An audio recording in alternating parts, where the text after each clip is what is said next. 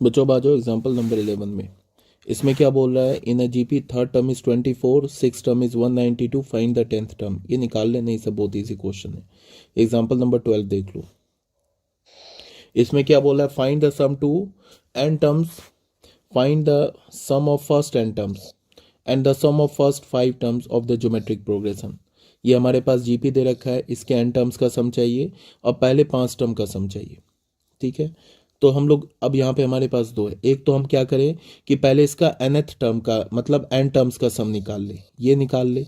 अब जो भी आएगा उसमें n इज इक्वल्स टू 5 डाल दे, तो n इज इक्वल्स टू 5 डालेंगे तो हमें क्या मिल जाएगा, 5 टर्म्स का सम मिल जाएगा। ठीक है, तो उसके लिए हमें n टर्म्स का सम का फॉर्मूला क्या होता है, Sn किसके इक्वल होता है, Sn हमारा क्या होता है, Sn होता है ना हमारा n/2, सॉरी ये मैं क्या लिख रहा हूँ यार, ये Sn होता है a into R to the power n minus one upon R minus one. एक तो ये फॉर्मूला होता है, या a into one minus R to the power n upon one minus R. ठीक है, यहाँ पे a क्या है, a का वैल्यू क्या है, a का वैल्यू 1 है, r का वैल्यू क्या है 2/3 है। Second term upon first term करो, कॉमन रेशियो आ जाएगा, या third term upon second term करो, अगेन कॉमन रेशियो आ जाएगा। अब कुछ नहीं है फॉर्मूला में, मतलब इस फॉर्मूले में वैल्यू प्लग कर दो, मतलब ए तो 1 डाल दिया, ए का वैल्यू 1 डाल दिया, आर का वैल्यू 2/3 डाला, कैलकुलेट करोगे तो ये आ जाएगा, ये हमारा एन टर्म्स का सम आ गया। अब इसमें तुम क्या करो, एन की जगह 5 डाल दो तो 5 टर्म्स का सम आ जाएगा। अब ये तो एन टर्म्स का सम आ गया ना इन जनरल, अब एन की जगह 5 डालोगे तो 5 टर्म का सम आ जाएगा, एन की जगह 6 डालोगे तो 6 टर्म का सम आ जाएगा। अब क्या बोल रहा है, एग्जाम्पल नंबर 13 में आ जाओ। एग्जाम्पल नंबर 13 में क्या बोल रहा है कि how many terms of a GP, ये जीपी गिवन है, इस जीपी के कितने टर्म्स को और be needed to give this, मतलब ये बोल रहा है कि ये जीपी का कौन सा टर्म है। तो फिर वही बात मान लेंगे कि nth टर्म है, इसको हमने nth टर्म बोला, उसके बाद इस पे हमने nth टर्म का फॉर्मूला लिख लिया, हाउ मेनी टर्म्स। ठीक है, नहीं ये क्वेश्चन दूसरा है, क्वेश्चन में बोला how many terms of the GP are needed to give the sum, ये सम मैंने नहीं पढ़ा था, बोल रहा था कि इस जीपी के हम कितने टर्म्स को ऐड करें कि सम ये आ जाए। ठीक है, तो हमने मान लिया कि एन टर्म्स को ऐड करेंगे तो ये सम आ जाएगा। उसके बाद फिर हमने क्या किया, एन टर्म्स का फॉर्मूला लिख लिया। ठीक है, उसके बाद एन टर्म्स का फॉर्मूला लिखने के बाद क्या करेंगे, एन टर्म्स का फॉर्मूला लिखने के बाद यहाँ पे फर्स्ट टर्म क्या है, ए का वैल्यू क्या है, ए का वैल्यू 3 है, आप देख लो, और आर क्या हमारा, R second term upon first term कर लो, 3/2 डिवाइडेड बाई 3 कर लो, तो ये क्या हो जाएगा 1/2। तो कॉमन रेशियो हमें मिल गया 1/2, ए मिल गया हमारा 3। क्वेश्चन में पूछ रहा है कि इस जीपी के कितने टर्म्स को ऐड करें कि हमारे पास जो सम आ जाए वो इसके इक्वल आ जाए। तो हमने मान लिया कि एन टर्म्स को ऐड करेंगे, तो उसके बाद हमने क्या किया, एस एन हमने कैलकुलेट कर लिया, यहाँ पे ए की जगह क्या डालेंगे 3 और आर की जगह क्या डालेंगे 1/2, उसको हमने कैलकुलेट किया तो हमें क्या मिल गया, ये मिल गया, इसको हमने इसके इक्वल कर दिया। उसके बाद यहाँ पे कुछ नहीं है, एन का वैल्यू निकाल लो। ठीक है, तो इसको कैलकुलेट करोगे, तो कैलकुलेट करोगे तो आ जाएगा फाइनल हमें 2 to the power n is equals to 1024। तो यहाँ पे 1024 को क्या लिख सकते हो, 2 टू दी पावर 10, तो यहाँ से n का वैल्यू आ गया 10। इसका ये मतलब है हुआ कि तुम इस जीपी के एन 10 सॉरी एन नहीं 10 टर्म्स को ऐड करोगे, मतलब 3 प्लस 3/2 प्लस 3/4 ऐसे करके कितने टर्म्स को ऐड करोगे, up to 10 terms, 10 terms add करोगे ना, तो तुम्हें क्या मिल जाएगा 3069 अपॉन 512। ठीक है, इसमें देखो एग्जाम्पल नंबर 14 में क्या है, एग्जाम्पल नंबर 14 में बोल रहा है कि the sum of first 3 terms of a GP is 13/2। पहले 3 टर्म्स का सम क्या दे रखा है, 3 टर्म्स का सम दे रखा है 13/2, प्रोडक्ट दे रखा है -1, find the common ratio and the term, हमें कॉमन रेशियो निकालना है और टर्म निकालना है।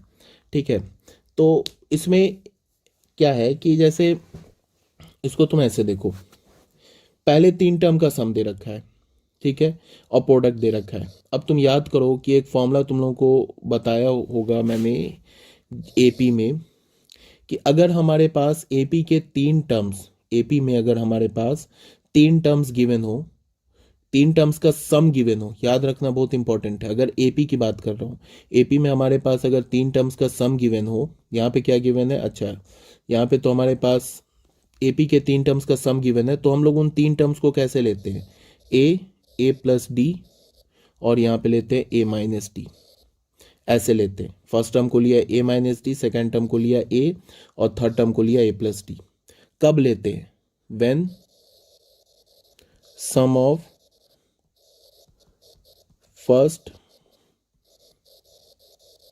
Three terms of an AP is given. AP के तीन टर्म का सम गिवन हो तो हम ऐसे लेते हैं, ये याद रखना काफी इंपॉर्टेंट है।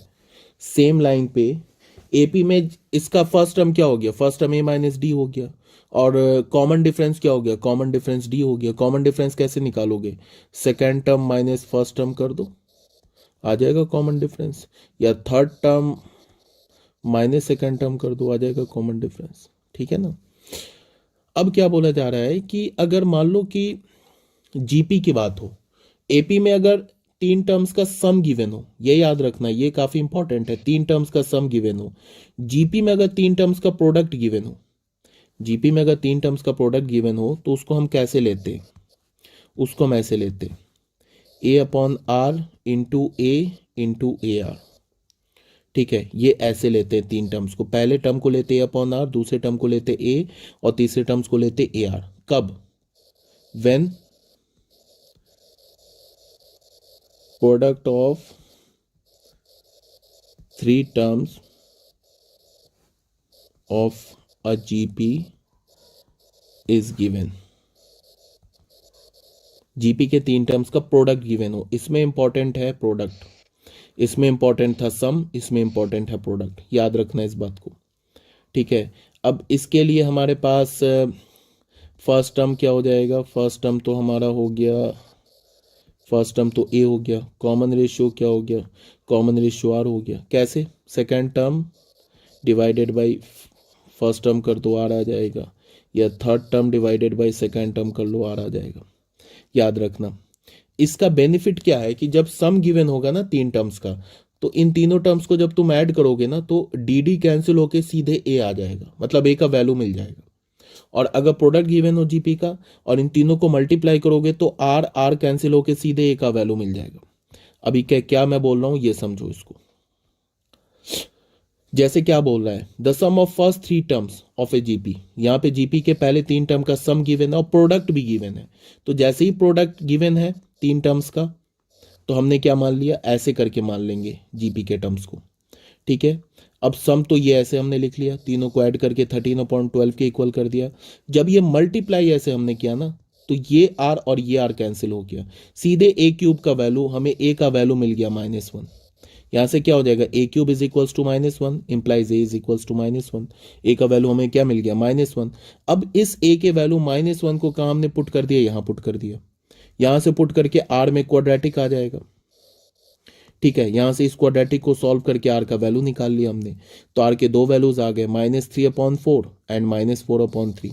तो आर के दो वैल्यूज आ गए और एपी का फर्स्ट टर्म क्या हो जाएगा, तो आर के दो वैल्यूज मिल गए तो 2 जीपी मिल जाएगा।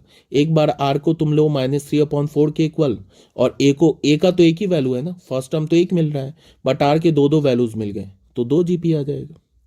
हमारे पास जीपी क्या है, हमारे पास यही है ना GP, A upon R, A into A R.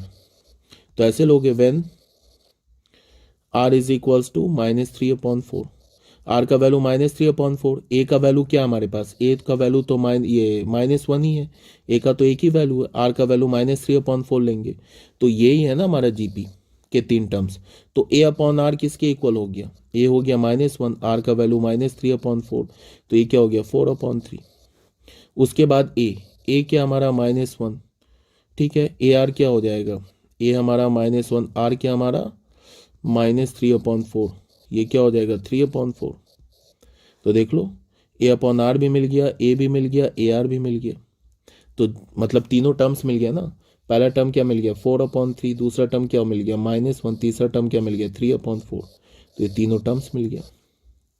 फिर सेम लाइन पे तुम क्या करोगे, आर का वैल्यू क्या लोगे -4/3, ए का वैल्यू -1 लोगे तो दूसरा जीपी मिल जाएगा। यहाँ पे देख लो, यहाँ पे ये थोड़ा मिसप्रिंट है, ठीक है। ऐसे देखो, ये पहला जीपी मिल गया 4/3 -1 एंड 3/4, देखो 4/3 -1 एंड 3/4।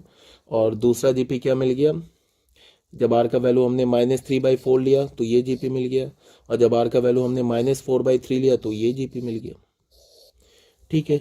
ये क्वेश्चन ऑलरेडी कई बार कराया जा चुका है, ये भी क्वेश्चन कराया जा चुका है।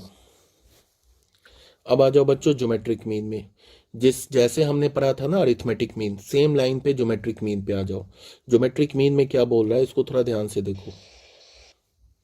ज्योमेट्रिक मीन में क्या बोल रहा है, द ज्योमेट्रिक मीन, जैसे हम लोग क्या बोलते थे अरिथमेटिक मीन में, 2 नंबर के बीच में हमने क्या किया, 2 नंबर के बीच में हमने ये किया, क्या बोलता हूँ, एक नंबर इंसर्ट किया सच डैट। जैसे हम लोग अरिथमेटिक मीन में क्या बोलते थे, अरिथमेटिक मीन में ऐसे ही तो बोलते थे कि हमारे पास एक नंबर ए है, इसके बीच में एक कैपिटल ए नंबर इंसर्ट किया, और बी, ये 2 नंबर गिवन है, उसके बीच में हमने एक नंबर इंसर्ट किया तो ये ए पी में आ गया।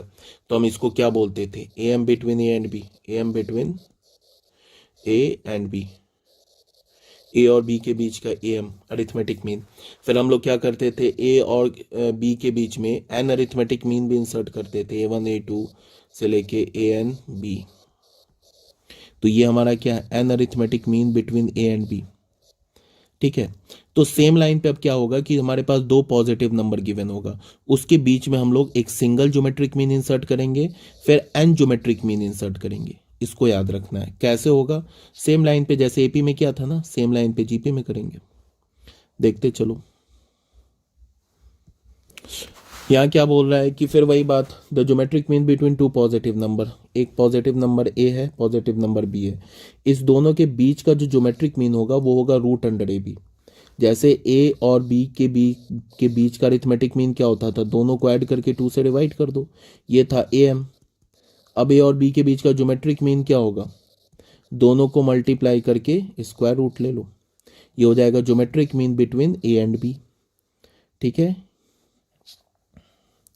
अब क्या है, इसको देखो ध्यान से, यहाँ क्या बोल रहा है कि हमारे पास एक नंबर ए है, एक नंबर हमारे पास बी है, इसके बीच का जो ज्योमेट्रिक मीन होगा √अंडर AB हो जाएगा। Therefore the geometric mean of 2 and 8 is 4। We observe that the 3 number 2 4 8, ये जो 2 4 8 है, जिसमें ये जो 4 दिख रहा है ना, ये जो हमारा 2 4 8 में जो 4 दिख रहा है, ये हमारा ज्योमेट्रिक मीन है, किसके बीच का, 2 and 8 के बीच का। Are consecutive terms of GP, ये जीपी के 3 कंजिक्यूटिव टर्म्स हैं, जिसमें जो 4 है is the geometric mean between 2 and 8।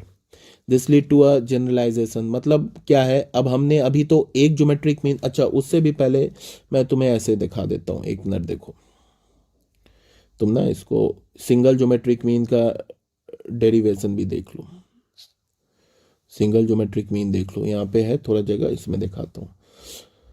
A and B, इसके बीच में अगर हमें एक सिंगल ज्योमेट्रिक मीन निकालना है, तो हमने मान लिया कि जो सिंगल ज्योमेट्रिक मीन है, हमने मान लिया कि जी क्या हमारा geometric mean between A and b, a और बी के बीच का ज्योमेट्रिक मीन है, तो जी क्या हो जाएगा, फिर हो जाएगा ए कैपिटल GP, ये किस में हो जाएगा, GP में हो जाएगा। अगर ये GP में है तो second term upon first term, third term upon second term, ये इक्वल होगा, मतलब ये भी तो R के इक्वल होगा, ये भी R के इक्वल होगा, तो दोनों इक्वल होगा, क्रॉस मल्टीप्लाई किया तो G² AB के इक्वल हो जाएगा, तो यहाँ से G का वैल्यू क्या हो जाएगा, √AB। तो आ गया सिंगल ज्योमेट्रिक मीन, यही तो बोल रहा है G = √AB, ठीक है ना। अब ये तो हमने सिंगल ज्योमेट्रिक मीन लिया, इसका मतलब क्या हो गया, इसका मतलब हो गया A √अंडर AB और B, ये किस में आ जाएगा, ये आ जाएगा हमारा ज्योमेट्रिक प्रोग्रेशन में, और ये जो √अंडर AB होगा, ये A और B के बीच का, ये क्या हो जाएगा, ज्योमेट्रिक मीन हो जाएगा between A and B, A और B के बीच का ज्योमेट्रिक मीन हो जाएगा। क्लियर है, यहाँ तक कोई डाउट नहीं है। अभी तो हमने ये सिंगल ज्योमेट्रिक मीन किया, अब हम लोग क्या करेंगे कि सिंगल ज्योमेट्रिक मीन के बाद हम लोग एन ज्योमेट्रिक मीन इंसर्ट करेंगे, G1 G2 GN, n geometric mean insert किया, किसके बीच में, ए और बी के बीच में। तो फिर क्या हो जाएगा, ये देखो G1 G2 G3 G and B, ये हमारा जीपी में हो जाएगा। तो इस जीपी में कितने टर्म्स हैं, इस जीपी में n+2 टर्म्स हैं। तो n+2th टर्म कौन सा होगा, ये b होगा। तो b को हम क्या लिख सकते हैं, जैसे हम लोग nth टर्म को क्या लिखते हैं, a r पे पावर n-1। तो n+2th टर्म को क्या लिखेंगे, nth टर्म था तो एक कम करेंगे, तो n+2th क्या होगा, a इंटू आर पे पावर n+2-1। तो क्या हो जाएगा, a r पे पावर n+1। ठीक है, यही लिखा हुआ है, ए आर पे पावर n+1। ये b क्या हो गया हमारा, n+2th टर्म हो गया। b और a तो गिवन है, तो यहां से r का वैल्यू क्या होगा, यहां से अगर तुम r निकालोगे, यहां से इसको देखो, हमारे पास क्या मिल गया, b इज इक्वल्स टू, जैसे तुम यहां देखो b हमारा क्या है, n+2th टर्म है, तो b को क्या लिख सकते हो, a r n+1। ठीक है, तो यहां से हमें क्या मिला, r पे power n+1 is equals to b upon a. तो यहां से हमें r क्या मिला, b अपॉन ए पे पावर 1 अपॉन n+1। अब ये जो है ना हमारा स्टैंडर्ड रिजल्ट है, याद रखना है तुम्हें। जैसे हमने कॉमन डिफरेंस पढ़ा था ना जीपी का, ये हमने पढ़ा था ना, स्टैंडर्ड रिजल्ट बताया था तुम्हें, कॉमन डिफरेंस जब अरिथमेटिक मीन में दिखाता हूँ, एक मिनट, ये बताया था ना, ये स्टैंडर्ड रिजल्ट है। ये सेम लाइन पर, जैसे कि अगर हमारे पास एन ज्योमेट्रिक मीन हमने इंसर्ट किया था, तो जो एपी बना था उसका ये हमारा क्या मिल गया था, कॉमन डिफरेंस मिल गया था। सेम लाइन पे अगर हम एन ज्योमेट्रिक मीन इंसर्ट करेंगे तो ये क्या मिलेगा हमारा, ये जो है हमारा कॉमन रेशियो मिलेगा। देखो ये याद रखना है, ये इंपॉर्टेंट है, ये जो है ना तुम्हें याद रखना है, इंपॉर्टेंट रिजल्ट है। ठीक है, कॉमन रेशियो क्या मिला हमें, कॉमन रेशियो जो है वो मिला second term divided by first term upon 1 upon number of geometric mean inserted +1। ठीक है, तो अब कॉमन रेशियो मिल गया, फर्स्ट टर्म मिल गया, तो उसका मतलब कि हमें G1 निकाल लेंगे। G1 क्या हमारा सेकेंड ज्योमेट्रिक मीन है, सॉरी G1 क्या हमारा फर्स्ट ज्योमेट्रिक मीन है, but second term of GP है, जीपी का सेकेंड टर्म है। तो जीपी के सेकेंड टर्म को हम क्या लिखते हैं, ए आर। तो ए लिखा, आर का वैल्यू डाल दें यहां से उठा के, तो ये आ गया हमारा G1। G2 क्या हमारा सेकेंड ज्योमेट्रिक मीन है but third term of GP है, तो थर्ड टर्म ऑफ जीपी को क्या लिखते हैं, आर स्क्वायर। ए लिखा, आर का वैल्यू ये डाल दिया, इसका स्क्वायर करेंगे तो आर क्या हमारा, आर यही है ना, बी अपॉन ए पे पावर 1 अपॉन n+1। तो आर स्क्वायर क्या होगा, यही होगा ना, बी अपॉन ए पे पावर, ये 2 से मल्टीप्लाई हो जाएगा 2 अपॉन n+1। तो ये हमारा G2 हो गया। सेम लाइन पे G3 निकाल लिया, फिर Gn निकाल लिया। ठीक है, अब बच्चों आ जाओ क्वेश्चन नंबर 7, ये सॉरी एग्जाम्पल नंबर 17 में आ जाओ। इसमें क्या बोल रहा है कि, इसमें बोल रहा है कि इंसर्ट 3 नंबर्स बिटवीन 1 एंड 256, 1 और 256 के बीच में 3 नंबर इंसर्ट करो so that the resulting sequence is a GP. तो 3 नंबर्स इंसर्ट करने का मतलब कि 3 ज्योमेट्रिक मीन इंसर्ट करने के लिए बोल रहा है। तो हमने पहले ज्योमेट्रिक मीन को G1 मान लिया, फिर दूसरे को G2, तीसरे को G3, किसके बीच में, 1 एंड 256 के बीच में। तो 1 G1 G2 G3 एंड 256 क्या हो गया हमारा, जीपी में हो गया, ज्योमेट्रिक प्रोग्रेशन में हो गया। ठीक है, अब कोई दिक्कत नहीं है। अब अगर तुम इस ज्योमेट्रिक प्रोग्रेशन का चाहते हो ना कि कॉमन रेशियो क्या है, तो कॉमन रेशियो आर क्या हो जाएगा, लास्ट टर्म। कॉमन रेशियो क्या होता है हमारा, यही होता है ना हमारा कॉमन रेशियो। चलो मैं पहले कॉमन रेशियो लिखता हूँ। आर क्या होता है, last term upon first term पे पावर 1 अपॉन n+1, यही होता है ना। तो लास्ट टर्म क्या हमारा 256, फर्स्ट टर्म क्या हमारा 1, इस पे पावर 1 अपॉन एन क्या हमारा number of geometric mean inserted. तो कितने ज्योमेट्रिक मीन इंसर्ट किए गए, 3, तो 3 + 1, तो क्या हो जाएगा 256 पे पावर 1 अपॉन 4। अब 256 क्या होगा हमारा, 256 होगा 4 टू द पावर 4, यही होगा ना, इस पे power 1 upon 4, 4 to the power 4 पे पावर 1 अपॉन 4। तो इसको देखो क्या होगा, ये क्या होगा, आर का वैल्यू हमें क्या मिला, 4 टू द पावर 4, इस पे पावर 1 अपॉन 4। या फिर तुम इसको अगर दोनों साइड 4 पावर लो तो आर टू द पावर 4 किसके इक्वल हो जाएगा, 4 टू द पावर 4 के इक्वल हो जाएगा। तो यहां से इवन रूट है ना, तो आर के 2 वैल्यूज मिलेंगे। तो आर हमारा क्या होगा, +-4, इवन रूट में दो वैल्यूज मिलते हैं, जैसे हमने लिखेंगे ना r⁻1/2 अगर 4 के इक्वल है, तो यहाँ से ये इवन रूट है ना 2, तो यहाँ से हमें r का वैल्यू क्या मिलेगा +-2। तो यहाँ से हमें r का वैल्यू क्या मिल गया +-4। अब यहाँ पे हमारे पास फर्स्ट टर्म क्या है, फर्स्ट टर्म तो 1 है, r के दो वैल्यूज मिल गए, इसका मतलब 2 जीपी मिलेगा।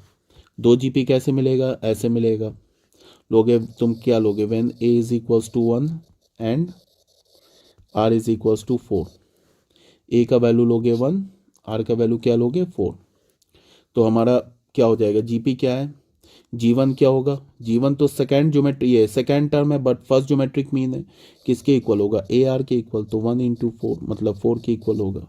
G2 क्या होगा, AR² के इक्वल, तो 1 × 4² क्या हो जाएगा 16। G3 क्या होगा, AR³ के इक्वल, तो AR³ क्या होगा 1 × 4³ क्या हो जाएगा 64। ठीक है। अच्छा यहाँ पे क्या है कि यही बोल रहा है यहाँ पे, देखो r का वैल्यू ले लिया +-4, तो r का वैल्यू 4 लिया तो हमें G1 G2 G3 मिल गया। r का वैल्यू -4 लोगे तो 3 ज्योमेट्रिक मीन ये मिल जाएगा, तो 4, 16 and 64 between 1 and 25 resulting sequence is a GP. ठीक है, मतलब 3 बोल रहा था ना, 3 नंबर लेने के लिए बोल रहा था ना, इंसर्ट 3 नंबर्स बिटवीन 1 एंड 256, तो या तो तुम ये ले लो, ये 3 नंबर्स ले लो, या तो ये 3 नंबर्स ले लो, जीपी में आ जाएगा। ठीक है, अब आ जाओ relationship between arithmetic mean and geometric mean. यहाँ पे क्या बोल रहा है, let A and G, let capital A and capital G, let capital A and capital G be the arithmetic mean. हमें करना है क्या इस टर्म में कि अरिथमेटिक मीन और ज्योमेट्रिक मीन, इसके बीच में हमें रिलेशन फाइंड आउट करना है। तो हमने अरिथमेटिक मीन को कैपिटल ए बोल दिया, ज्योमेट्रिक मीन को कैपिटल जी बोल दिया। Be arithmetic mean and geometric mean of two given positive real number a and b. A और बी के बीच में, इस दो नंबर ए एंड बी के बीच में, ए को हमने अरिथमेटिक मीन मान लिया और जी को हमने ज्योमेट्रिक मीन मान लिया। ठीक है, अब क्या है, हमें पता है कि तो अरिथमेटिक मीन क्या होगा, दोनों को ऐड करके 2 से डिवाइड कर दो। ज्योमेट्रिक मीन क्या होगा, दोनों को मल्टीप्लाई करके स्क्वायर रूट ले लो। तो ये हमारा क्या बन गया, ज्योमेट्रिक मीन, ये हो गया अरिथमेटिक मीन। अब हमने मान लो कि इसको फर्स्ट इक्वेशन बोला, इसे सेकेंड इक्वेशन बोला, तो यहाँ क्या किया, यहाँ क्या किया, फर्स्ट इक्वेशन से सेकेंड इक्वेशन को सब्ट्रैक्ट कर दिया। तो लेफ्ट हैंड साइड सब्ट्रैक्ट होगा तो a-ये आ गया, राइट हैंड साइड सब्ट्रैक्ट होगा तो क्या मिलेगा, a+b/2 -√ab। अब इसको हमने एलसीएम ले लिया, एलसीएम लेने के बाद ए को तुम लिख सकते हो √a का होल स्क्वायर, बी को लिख सकते हो √b का होल स्क्वायर, -2 √√ab है ना, इसको लिख लो √a × √b/2। अब ये न्यूमरेटर क्या बन जाएगा, √a - √b होल स्क्वायर/2। ठीक है, अब बताओ किसी भी क्वांटिटी का जो स्क्वायर होता है वो क्या होता है, वो या तो पॉजिटिव होता है या तो जीरो होता है, किसी भी क्वांटिटी का स्क्वायर। तो ये जो स्क्वायर है ना, ठीक है, या फिर तुम इसको ऐसे देख लो, इसको तुम ऐसे लिख लो, इसको तुम ऐसे लिख सकते हो √a - √b/√2 होल स्क्वायर। अब ये हमारा जो स्क्वायर है, ये क्या हमारा, किसी भी क्वांटिटी का स्क्वायर या तो पॉजिटिव होता है या तो जीरो होता है, तो ये तो या तो पॉजिटिव होगा या तो जीरो के इक्वल होगा, निगेटिव नहीं हो सकता है। और ये जीरो के इक्वल कब होगा, जब न्यूमरेटर जीरो के इक्वल होगा। न्यूमरेटर जीरो के इक्वल कब होगा, जब न्यूमरेटर का ये √a और √b इक्वल हो जाए। समझ रहे हो बात को, जब √a और √b इक्वल हो जाए, देख लो √a और √b इक्वल हो जाएगा तो क्या हो जाएगा, √a - √a जीरो हो जाएगा, तो ये पूरी क्वांटिटी जीरो हो जाएगी। ठीक है, तो हमें क्या मिला, a - g क्या मिला, सॉरी a - g का हमें वैल्यू क्या मिला, ये मिला। और ये जो क्वांटिटी है क्या हमारे पास, greater than equals to zero. तो यहां से हमें फाइनली क्या मिल गया, फाइनली हमें क्या मिला, फाइनली हमें मिला a - g is greater than equals to zero. तो ये क्या इंप्लाई किया, a is greater than is equals to g। इसका मतलब कि अरिथमेटिक मीन ज्योमेट्रिक मीन से या तो बड़ा होगा हमेशा या तो इक्वल होगा। इक्वलिटी होल्ड कब करेगा? When root A is equals to root B. यहाँ पे ये 0 के इक्वल कब होगा? जब न्यूमरेटर के दोनों रूट ए और रूट बी के इक्वल हो जाए। तो इक्वलिटी होल्ड करेगा कब? When root A is equals to root B हो जाए। अब दोनों साइड स्क्वायर ले लोगे तो इज इक्वल्स टू बी। इसका मतलब कि किसी भी दो नंबर के बीच का अरिथमेटिक मीन और ज्योमेट्रिक मीन कब इक्वल होगा? जब वो दोनों नंबर्स इक्वल हो।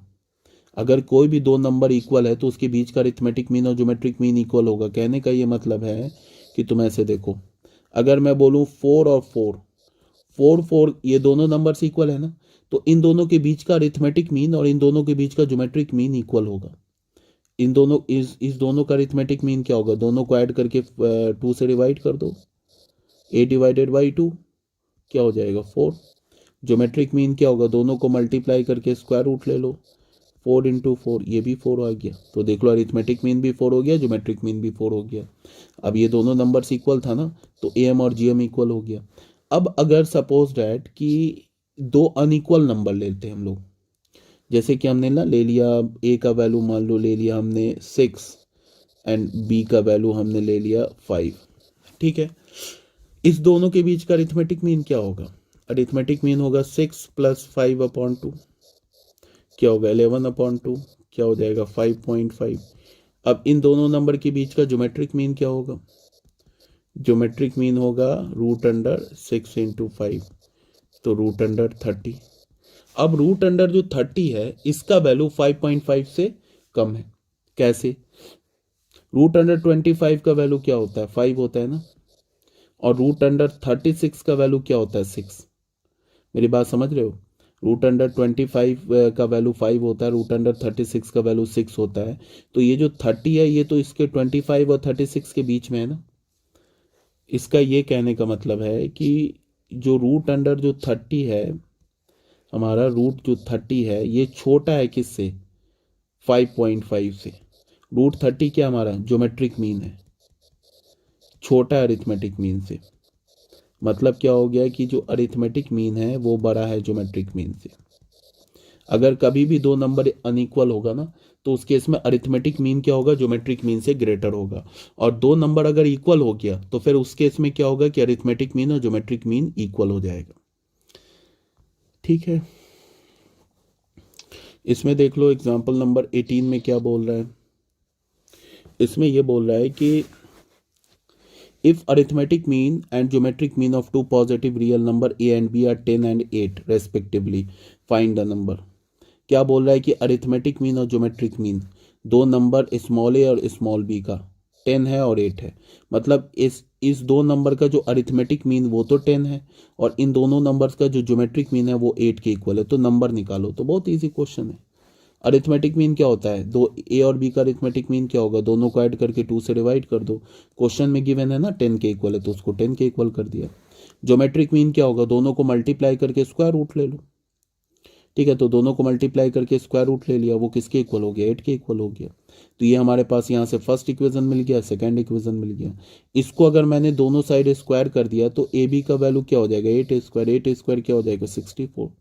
तो एक तो ए बी 64 मिल गया हमें, और यहाँ से क्रॉस मल्टीप्लाई करोगे तो ए प्लस बी का वैल्यू हमें क्या मिलेगा?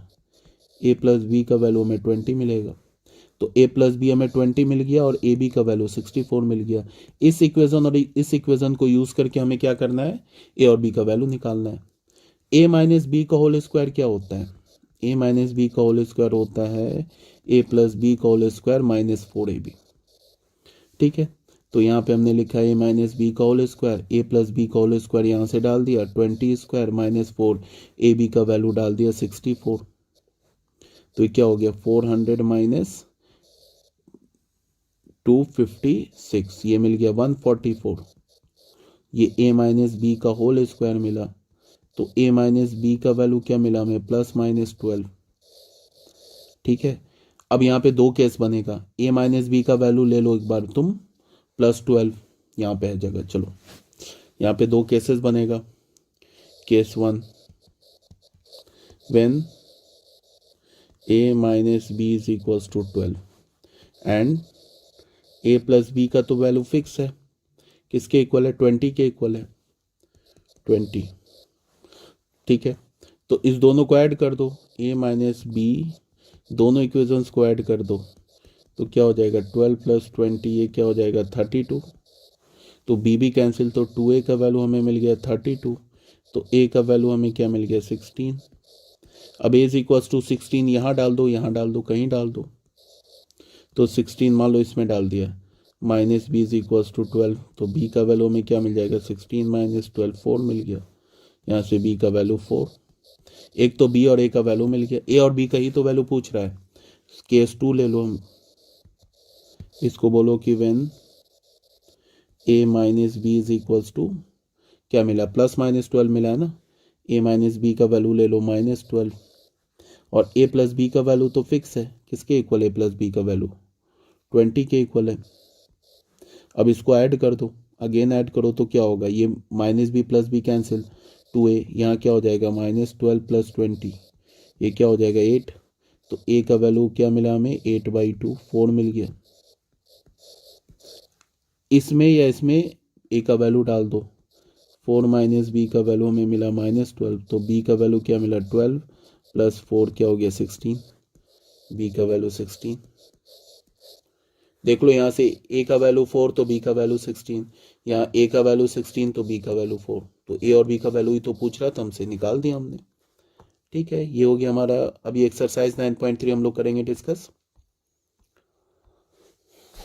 उसके बाद आ जाओ सम टू एन टर्म्स ऑफ, ये हमारा लास्ट है, उसके बाद ये हमारा इस चैप्टर का जो थ्योरी के नाम पे कंप्लीट हो जाएगा। ठीक है ना, इसको हम लोग करेंगे नेक्स्ट वीडियो में। ओके।